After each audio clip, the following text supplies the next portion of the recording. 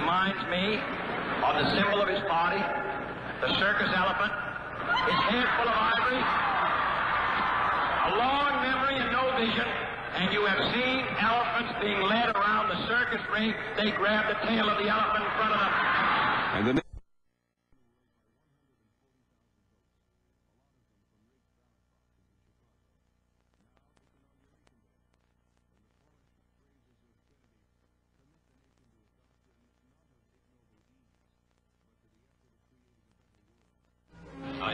Gerald Kennedy, do solemnly swear that you will faithfully execute the office of President of the United States. that I will faithfully execute the office of President of the United States And will, to the best of your ability, and will, to the best of my ability, preserve, protect, and defend the Constitution of the United States. preserve, protect, and defend the Constitution of the United States. So help you God. So help me God.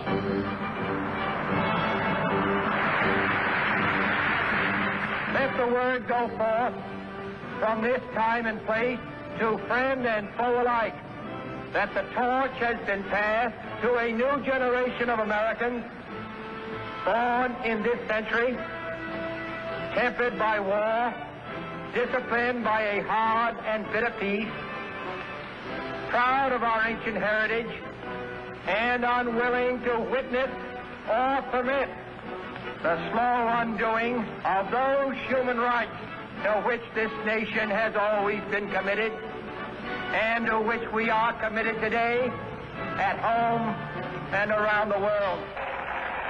All free men, wherever they may live, are citizens of Berlin.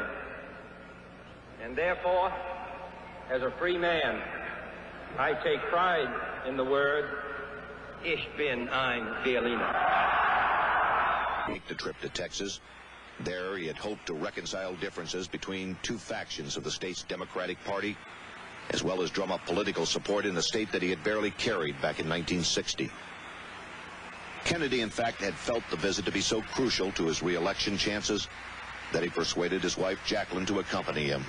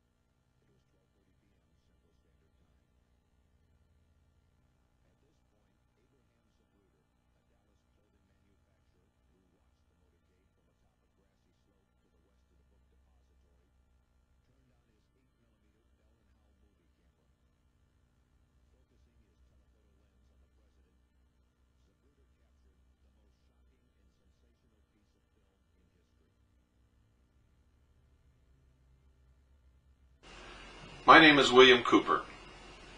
Between the years 1970 and 1973, I served on the intelligence briefing team of the Commander-in-Chief of the United States Pacific Fleet, who at that time was Admiral Bernard Cleary. I was attached to the Office of Naval Intelligence.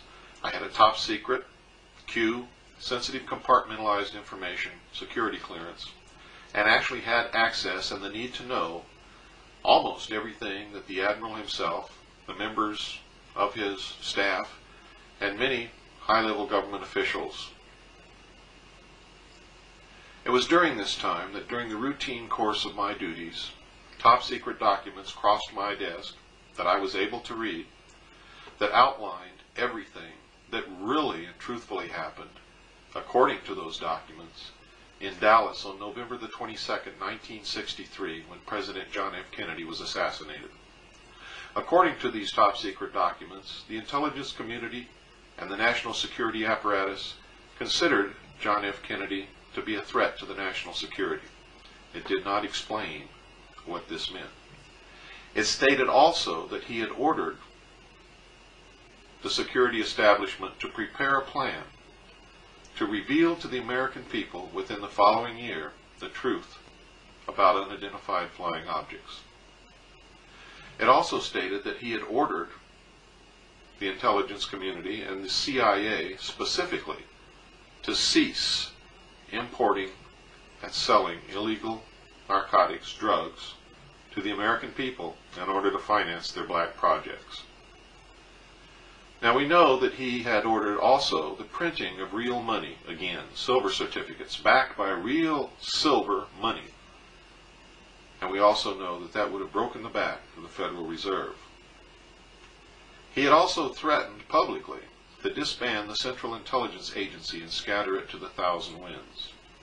We know that he had refused to provide air support for the invasion of the Bay of Pigs. A lot of people were really angry and upset with John F. Kennedy.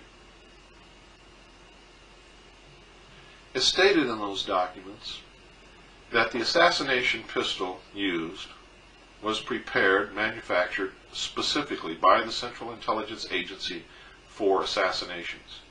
It was electrically operated, gas-powered, and could either fire a poison dart, a small hypodermic needle, or an exploding pellet which could contain any one of several deadly poisons. These documents stated that William Greer, the driver of the president's car, a Secret Service agent, an ex-chauffeur of the Lodge family, turned in his seat and fired with this assassination pistol at point-blank range at the president's head, an exploding pellet filled with shellfish toxin, which really killed our president. President Kennedy's brain was missing. Another was substituted in its place, which showed little or no damage at all. Completely opposite of what the doctors at Parkland Hospital described.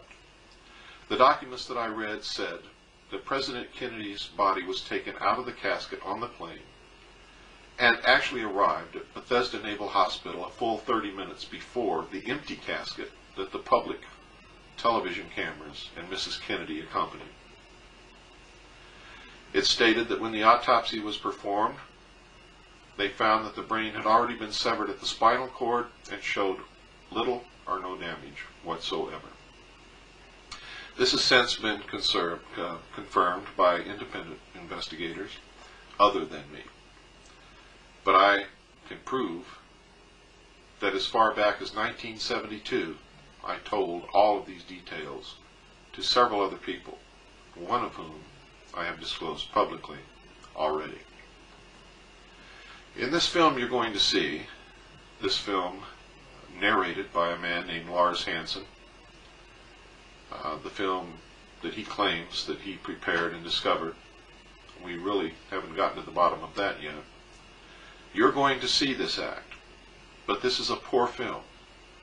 Watch closely. Keep your eyes on the driver. Remember, if you want to see who murdered a man, don't watch the man being murdered. Look around. In this instance, keep your eyes on the driver. Now, if you don't see it in this section of the film, you're going to see a better film after this at some point.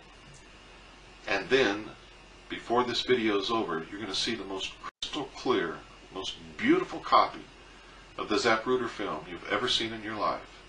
And you're going to see, without any doubt, William Greer shoot President Kennedy and kill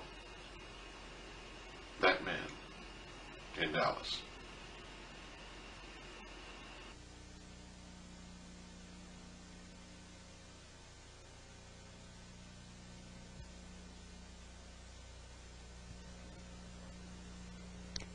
Nearly 25 years ago, the people of the United States and the world were shattered by the impact of an assassin's bullets upon the helpless, unsuspecting young President of the United States, John Fitzgerald Kennedy.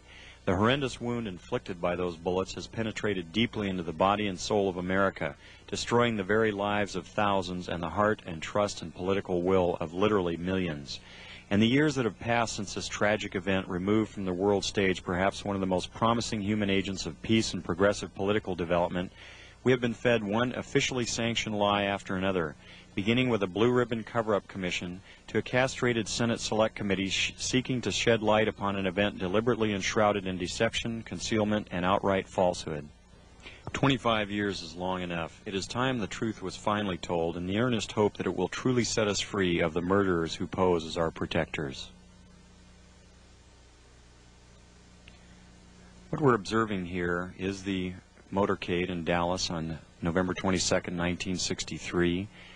As the presidential car passes behind the freeway sign, President Kennedy is struck in the throat by a bullet that was fired from the grassy knoll.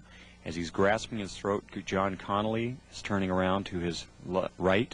He at that point is struck. You notice the the passenger of the car turning back to see what has happened to the president. As he turns back to the front, the driver of the car turns with his left arm over his right shoulder with a pistol and fires. You see the 45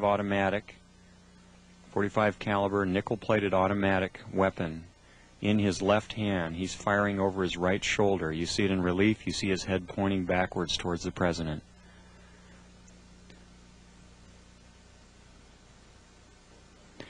In this enhanced close-up, you see the impact of the bullet upon the president. The force of the shot drives him violently backward against the back of the seat. You see Mrs. Kennedy react in horror. The ugly gaping wound, which is evident here, according to many observers at the scene, was actually created on the print. This was not the actual nature of the wound. But you notice that Mrs. Kennedy wasted no time in trying to exit the vehicle because she clearly was able to determine exactly where that shot had originated, and it was her personal bodyguard, Clint Hill, another Secret Service agent, who attempted to keep her in. What the arrow is indicating here is what appears to be the outline of a man, a hat, and his rifle. The arrow is pointing to the rifle barrel of the man in the bushes who possibly was the rifleman on the grassy knoll who fired that shot. Another view taken by another photographer. Again, you see Mrs. Kennedy trying to exit the vehicle from behind, being pushed back in by her bodyguard.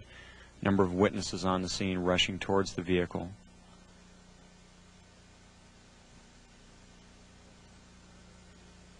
This section, the man standing on the far right of the wall there is Abraham Zapruder, the photographer who took the original photos. The arrow here is indicating what was very likely the rifleman on the grassy knoll, the man who fired the shot which penetrated Kennedy's throat from the front, not from behind as the Warren Commission would have you believe. Very interesting note also that the motorcycle policemen were told to remain behind the car at all times. Here you see the passenger in the front turning back, looking at the president. Instead of jumping back to assist him, he turns forward. The driver's now rotating. The weapon comes into view and he fires. You'll see this repeatedly in these sequences. Kennedy's been shot in the throat. He's leaning to his left. The driver now begins to rotate. His left arm comes over his right shoulder and he fires now. Again, you see the driver rotate. You see the weapon come into view. He's rotating again. The weapon is in view. He fires. You can clearly see his head turning and his arm and the weapon extending into view over his right shoulder. Many of the witnesses indicated that the car slowed almost to a virtual halt at about this point. And here in the normal version you see how much more quickly it is speeded up. It's much harder to determine. Many of the people who asked the question why Jackie Kennedy did not report this, it should be fairly evident that she wasted no time in getting away from the attacker. For those of you who were able to see it the first time out, pretty shocking, wasn't it? I bet it changes your mind about a lot of things. And if you still have any doubts, keep watching. But first, I'm going to show you and let you hear a statement made by President Dwight David Eisenhower when he left the office of president. He tried to warn us, and we didn't listen. I think it's time to hear his warning again, and this time, I think we had better listen. Longtime crowd pleaser Dwight Eisenhower is in his final year in the White House. Much of the country is still satisfied with the father figure's easy grin, though he seems tired by now. He got the U.S. out of Korea, but the economy is a problem, and some are bored with his hold-the-line approach. There is a growing mood for change. Leaving office, he fires a broadside at 2 power centers that could destroy the world. In the councils of government, we must guard against the acquisition of unwarranted influence, whether sought or unsought, by the military-industrial complex. The potential for the disastrous rise of misplaced power exists and will persist. I know some of you remember hearing that. I know that many of you have never heard it and didn't even know about it. And if you hadn't seen it on this video, might never have known about it for the rest of your life. Now you're going to see another tape. We sent the original copy of Dallas Revisited that we had obtained from John Lear, and another copy that we had obtained directly from Lars Hansen, to Japan for computer analysis. The Japanese computer analyzed the film. They agreed William Greer shot President Kennedy. No doubt about it. In fact, I woke up a whole nation, and that's what I set out to do. Only it's the wrong nation. I woke up Japan. They played that tape over and over again during prime time. The whole Japanese nation knows now who shot President Kennedy. They sent me back a color copy. Now, the color copy is better, much better, than Dallas Revisited. But it's still not the best. But one thing that will help you, the act is circled, and they outlined what they found by computer analysis. So you're going to be able to see it a lot better this time around. Remember, keep your eyes on the driver. 一発目が発射された直後、画面右端の運転手が振り向き、肩越しにピストルで撃つのが見える。画面の右端に見える運転手の動作に注意するとわかる。ハンドルを握った右腕越しに左手でピストルを突き出している。もう一度見てみよう。間もなく運転手の頭が後ろを振り向くと同時に肩のところに白く光るピストルが出てくるのが見える。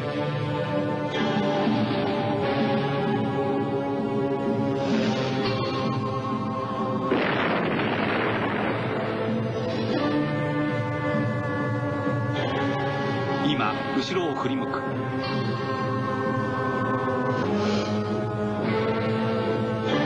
同じシーンを何度か繰り返してみるとよくわかる。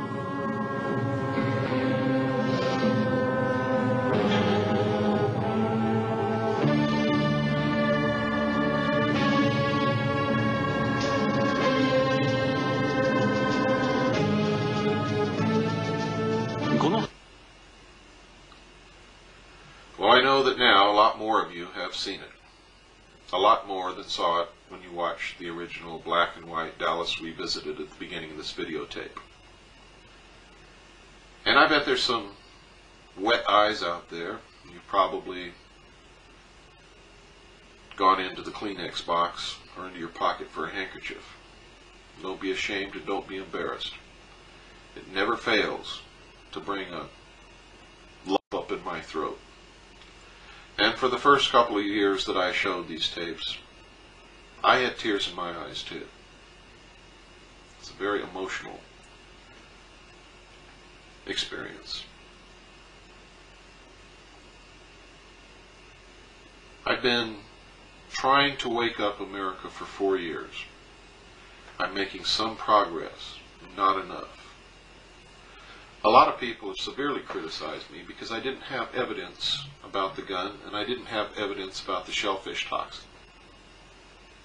In fact, people told me that the CIA had never engaged in assassinations. If they had just been aware of the House Select Committee on Assassinations, which investigated this very subject and this very assassination in 1976, they would know that that's not true.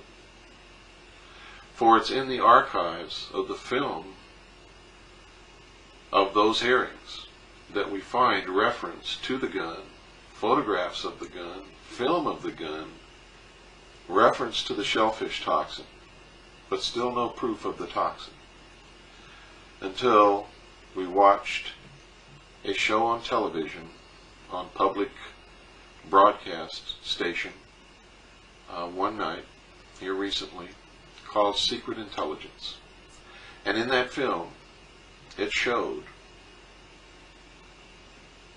a PhD doctor, Hannell is his name, explaining and showing where and how they manufactured shellfish toxin to be used in assassinations at Fort Detrick, Maryland, under the supervision and control of the Central Intelligence Agency. Now you're going to see those two clips. These two clips came to me originally from a research team of Colonel Keith Ranch. That's an honorary title, by the way, given by me for the outstanding work that he's done in helping us unravel this mystery and other mysteries. And Gordon Davis. Now, the copies they sent us weren't too good, so we kept searching. We found better copies than that, and that's what you're going to see. Now you're going to see the gun, and you're going to see proof that they used shellfish toxin, and that the CIA had both of these in their possession. We have seen today the dark side of those activities, where many Americans who were not even suspected of crime were not only spied upon, but they were harassed,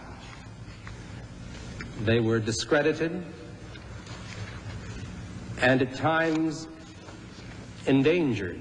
Frank Church headed a Senate committee probing the intelligence community. Church took an open approach that some of his colleagues questioned. Where does the public's right to be secure override the public's right to know about something? Because in informing the public on a very sensitive matter, you're also informing the potential enemies of the United States.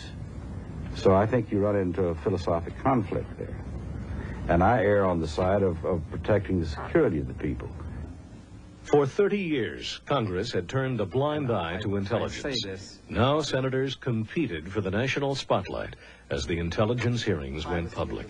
Every television camera in town was there, and it was really cranked up for a great show. I was told to bring this gun that we had developed and never used on people. My counsel, a very splendid guy who was with me, he said, "Look, don't you get near that thing. If it has to be handled, I will handle it." Have you brought with you some of those devices which would have enabled the CIA to use this poison for? We have indeed. For killing people?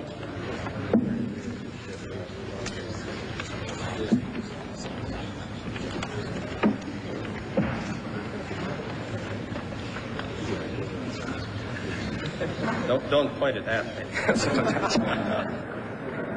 Mr. Colby was supposed to bring this gun up to Mr. Church. But seated next to him was the ranking Republican, Barry Goldwater. And Barry reached out and grabbed the gun and held it like this and got the picture that day. Because it was in every picture in the United States and maybe around the world, every front page. And the next day I confronted Goldwater. I said, "Barry, did you know you were going to get your picture in the paper by taking the gun?" He said, "Yes, I did." And I said, "You took the gun away from the chairman?" He said, "I know I did." I said, "Where'd you learn that trick from?" He said, "Hubert Humphrey." And it worked.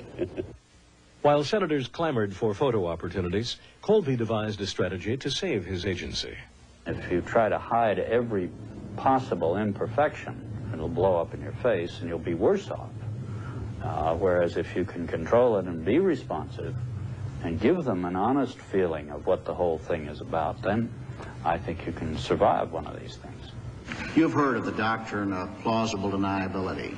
Yes, and I've rejected it now, Senator. I say that we cannot depend upon that anymore.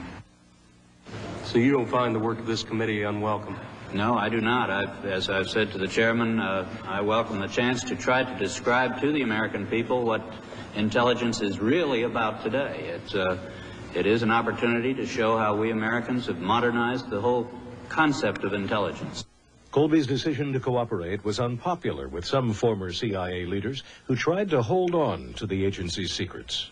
You were specifically asked about shellfish toxins and shellfish poisons. You say it's inconceivable that a secret intelligence arm of the government has to comply with all the overt orders of the government. Is that an accurate quote or not an accurate quote? Well, if it's accurate, it shouldn't have been said. Well, now, looks like we're on plausible denial again, is all I could say here, Mr. Chairman. Well, you're never entirely sure because, after all, many of the people in the CIA have been trained to lie. That's their job, to spread propaganda overseas. Not that all of our propaganda are lies. In fact, most of it is an effort to reinforce the truth of what America stands for. But some of the propaganda is lies. So you're dealing with people here who have been trained to mislead when they need to. But all you can do, and all we did, was to ask as many people, as many questions as we possibly could, and when we found contradictions, to pursue those contradictions by asking yet more people. If one has in one's possession or under one's control bacteriological or chemical weapons, they can be used both defensively and offensively. And by use offensively, we mean to include killing people, is that right? Well, they have the capacity to kill people if they were used in that way. Unrestrained, illegal, secret intimidation and harassment of the essential ability of Americans to participate freely in American political life shall never happen again.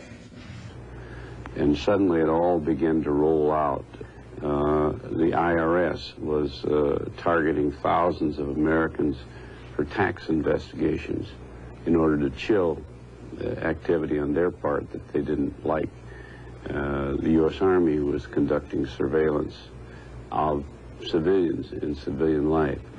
There was a whole pattern of this running throughout government. And it was, of course, once you saw what was going on, it was a shock. We saw the tip of an iceberg that could have destroyed American liberty. Methods for assassinating Castro already existed. This is Fort Detrick, Maryland. This once secret facility was home to CIA experiments with drugs like LSD. It was also an armory for the agency's executive action capability, a program begun under the Eisenhower administration for disposing of unwanted foreign leaders. Some of the plots called for lethal poisons that were manufactured here. Dr. Everett Hennell, a microbiologist at Fort Detrick for 3 decades, worked in association with the CIA. These are what we call Class 3 cabinet systems. They're gas-tight systems for working with almost complete safety with any infectious diseases, toxins, things such as the shellfish toxin. They're very toxic indeed, particularly when highly purified. And I understand that these could be placed on steel needles and fired with air guns into an animal and induce death almost immediately. So that they were apparently a very effective, or could be a very effective type of covert weapon.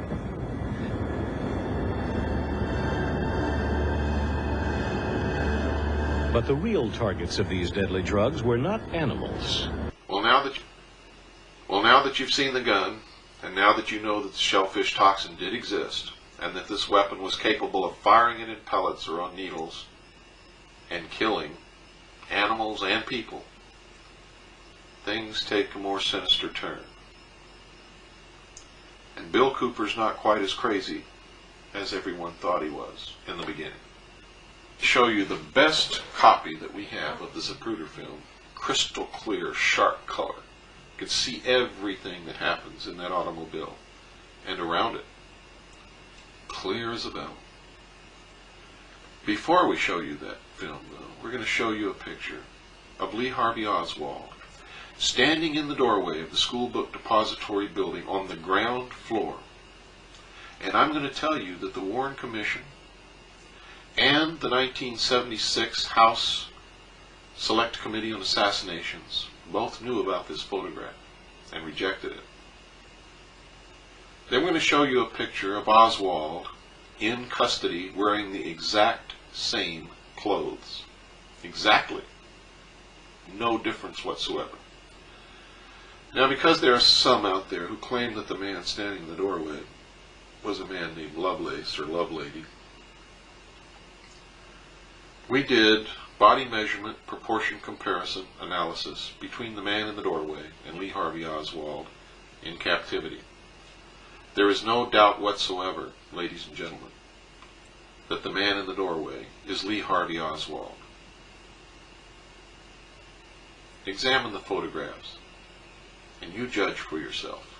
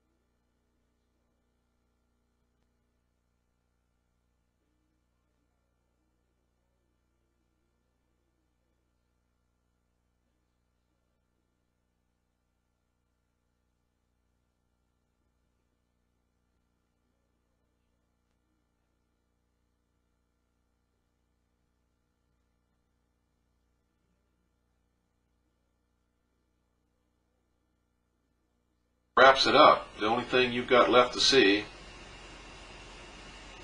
is the crystal clear, sharp, beautiful color copy of the Zapruder film that I'm now going to show you. It's going to knock your socks off, and it's going to prove to you once and for all that William Greer did shoot President Kennedy in Dallas. And for those of you who always thought that the weapon was a reflection of the sun on Agent Kellerman's head, I want you to notice that in this film, the barrel of the gun sticks out past the back of Kellerman's head by at least 2, maybe 3 inches. There is no doubt it is not a reflection. It is a weapon. William Greer did shoot the president. You can see him bring that weapon up across his chest, turn completely around in the seat, and fire at point-blank range as he's facing directly at the president. Then you can see him bring that weapon back down across his chest. You'll see him hump down, grab the steering wheel, as Agent Kellerman humps down also. And then and only then does the car speed out of the kill zone. You must understand when you watch this film, ladies and gentlemen, that these are trained Secret Service agents. The only people in that car who did what they were supposed to do was Governor and Mrs. Connolly. They got down on the floor. The driver of the car was not supposed to turn around, nor was he supposed to draw a weapon. He was supposed to get that car out of the kill zone as quickly and as efficiently as possible. The agent in the front seat was supposed to draw his gun, attempt to discover the assassins, and return fire. Neither one of those 2 men did what they were trained to do.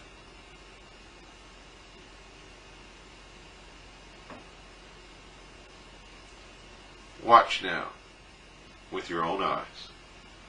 And remember, if you think that William Greer drew a pistol and turned around and pointed at the president because he heard shots, You also have to understand that it's the job of any other Secret Service man who sees anyone pointing a pistol at the president to shoot him on the spot.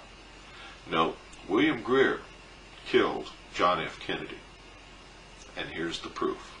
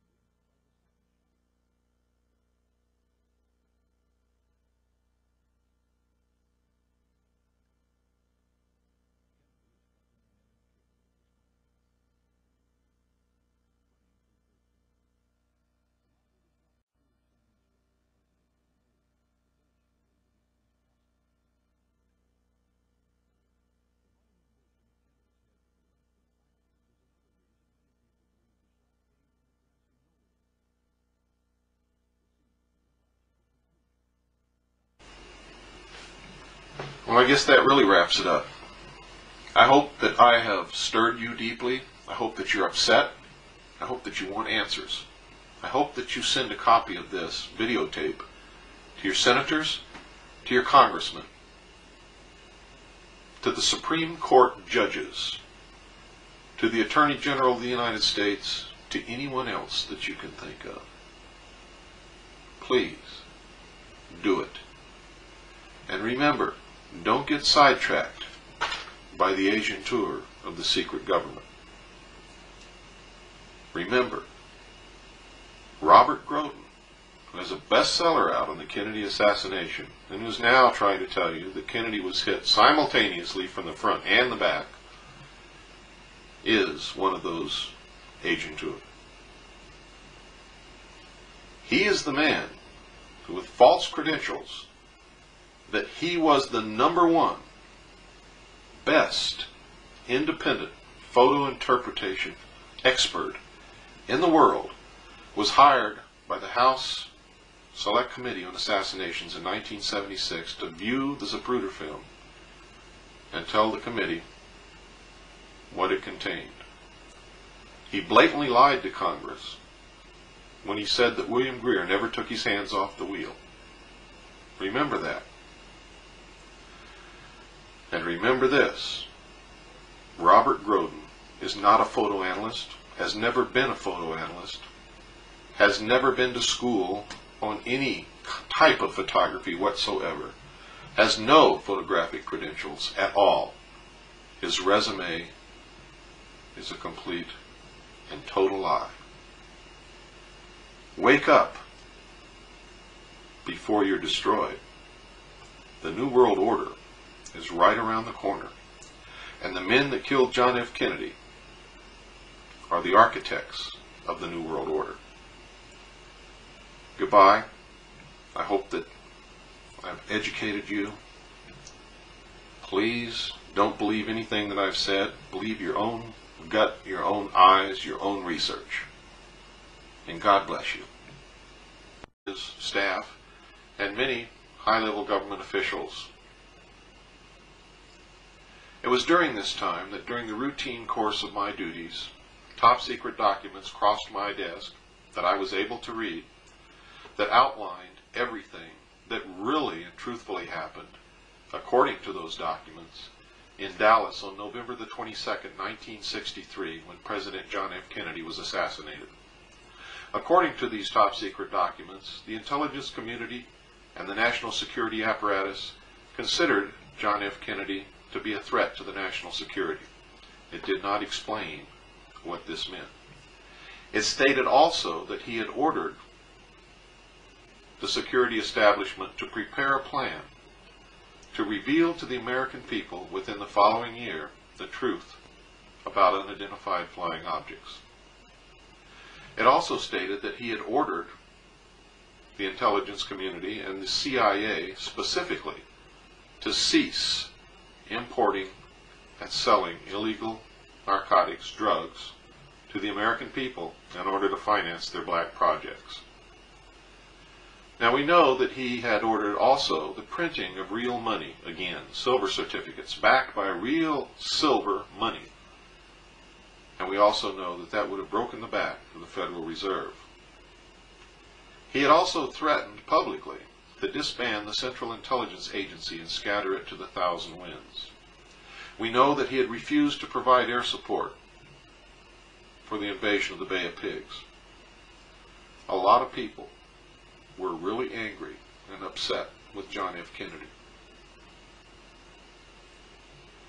It's stated in those documents that the assassination pistol used was prepared, manufactured specifically by the Central Intelligence Agency for assassinations. It was electrically operated, gas-powered, and could either fire a poison dart, a small hypodermic needle, or an exploding pellet which could contain any one of several deadly poisons. These documents stated that William Greer, the driver of the president's car, a Secret Service agent, an ex-chauffeur of the Lodge family, turned in his seat and fired with this assassination pistol at point-blank range at the president's head, an exploding pellet filled with shellfish toxin, which really killed our president. President Kennedy's brain was missing. Another was substituted in its place, which showed little or no damage at all. Completely opposite of what the doctors at Parkland Hospital described. The documents that I read said that President Kennedy's body was taken out of the casket on the plane and actually arrived at Bethesda Naval Hospital a full 30 minutes before the empty casket that the public television cameras and Mrs. Kennedy accompanied.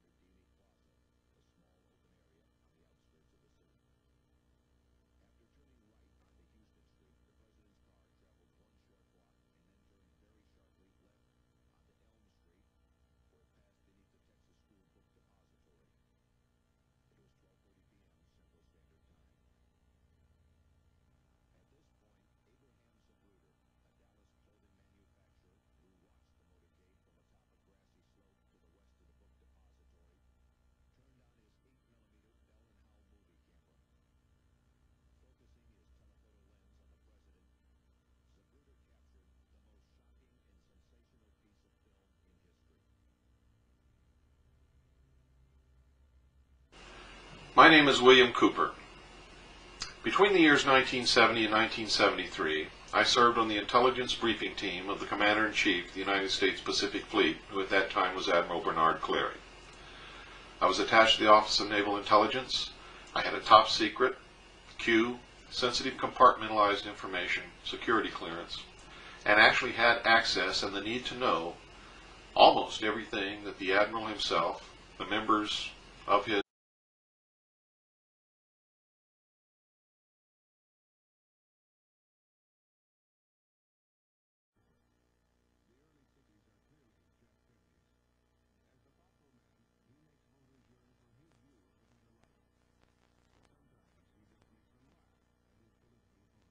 I run against a candidate who reminds me of the symbol of his party, the circus elephant, his head full of ivory, a long memory and no vision, and you have seen elephants being led around the circus ring. They grab the tail of the elephant in front of them. And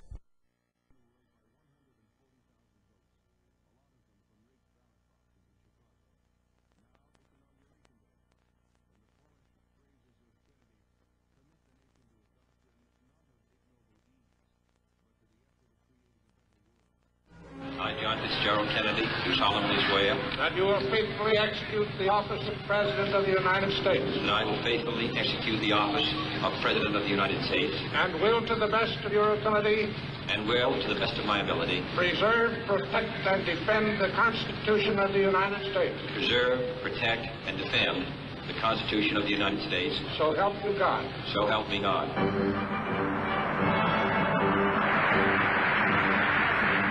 Let the word go forth from this time and place to friend and foe alike that the torch has been passed to a new generation of Americans born in this century, tempered by war, disciplined by a hard and bitter peace, proud of our ancient heritage, and unwilling to witness or permit the slow undoing of those human rights to which this nation has always been committed and to which we are committed today at home and around the world.